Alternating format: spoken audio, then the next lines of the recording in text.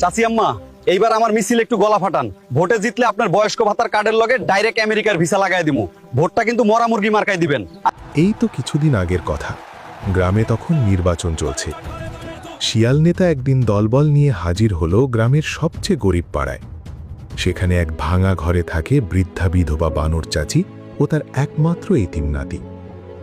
সেখানে শিয়াল তার দলবল নিয়ে এসে হাত জোড় করে বলল, খালা, আপনারা তো গরিব মানুষ, এইবার আমাকে ভোটটা দিন, আমার মিছিলগুলো একটু ভারী করে দিন।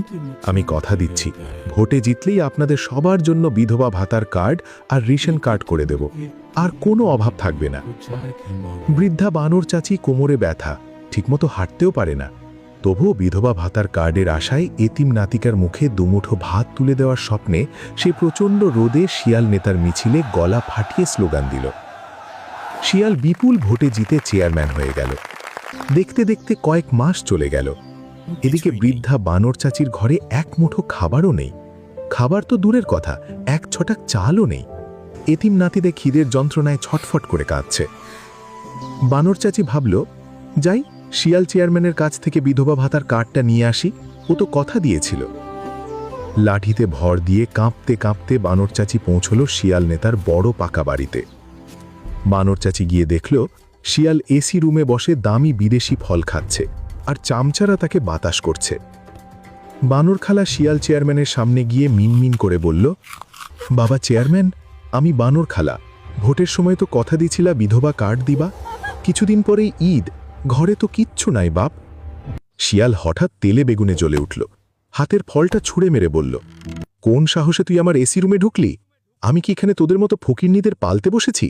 ভোটের সময় মিছিল করেছিস তো কি হয়েছে? আমি কি তোকে কিনে নিয়েছিলাম? বানর তিচি কেঁদে ফেলে বলল, কিন্তু তুমি যে মাথায় হাত দিয়ে ওয়াদা করেছিলে বাবা। শিয়াল নেতা বলল, কিসের ওয়াদা? তোদের মতো ভিখারিদের কার্ড দেওয়ার টাইম নাই আমার। এই দারোয়ান, ঘাড় ধাক্কা দিয়ে বের করে এই বুড়িকে। শিয়ালের পাশে থাকা চামচাগুলো বৃদ্ধা বানরকে ধাক্কা দিয়ে ঘরের বাইরে ফেলে দিল। সে কোমর ব্যথা নিয়ে কোনো মতে উঠে বসল। তার শারীরিক ব্যথার চেয়ে বুকের ভেতরের কষ্টটা 1000 গুণ বেশি। আকাশের দিকে তাকিয়ে দুই চোখ বেয়ে অঝরে পানি পড়তে লাগল তার।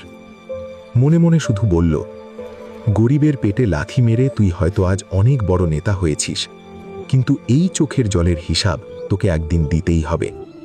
খালি হাতে ছেঁড়া কাপড়ে ধুলোমাখা শরীর নিয়ে বৃদ্ধা ফিরে চলল তার এতিম নাতিটার কাছে। শিক্ষা: ক্ষমতার মোহে অন্ধ হয়ে গরিব এবং অসহায় মানুষের আবেগ আর ক্ষুধা নিয়ে খেলবেন না। মজলুমের দীর্ঘশ্বাস আর বোবা কান্না সরাসরি ওপর